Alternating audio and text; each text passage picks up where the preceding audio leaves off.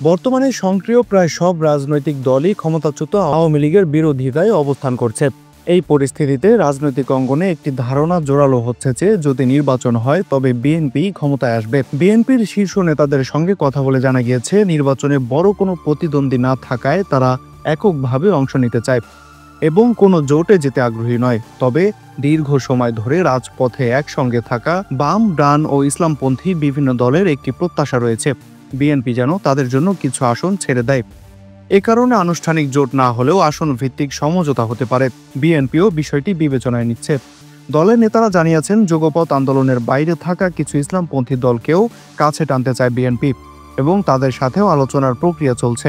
ফলে জোট নয়, তবে রাজনৈতিক বলয় তৈরি হতে পারে, যার অংশ হিসেবে আসন ছাড়তে হতে পারে বিএনপিকে। অন্যদিকে ইসলামপন্থী দলগুলোর এককভাবে নির্বাচনে অংশ নিয়ে জয়ী হওয়ার সম্ভাবনা ক্ষীণ, কিন্তু বিএনপির সঙ্গে আসন সমঝোতা হলে তাদের নির্বাচিত হওয়ার সুযোগ বাড়বে।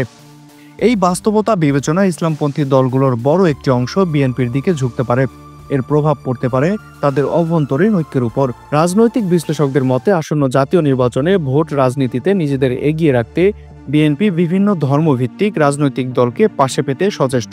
তবে জামাত ইসলামী ও ইসলামী আন্দোলন যদি পৃথকভাবে একটি জোট গঠন করে তবে বিএনপির কৌশল বিঘ্নিত হতে পারে। ধর্মভিত্তিক ছোট দলগুলো শেষ পর্যন্ত কার সঙ্গে জোট করে মাঠে নামে তা জানতে হলে অপেক্ষা করতে হবে আরও কিছুদিন। মাহাদী হাসান বিএন, পিপল ভয়েস টেলিভিশন, ঢাকা।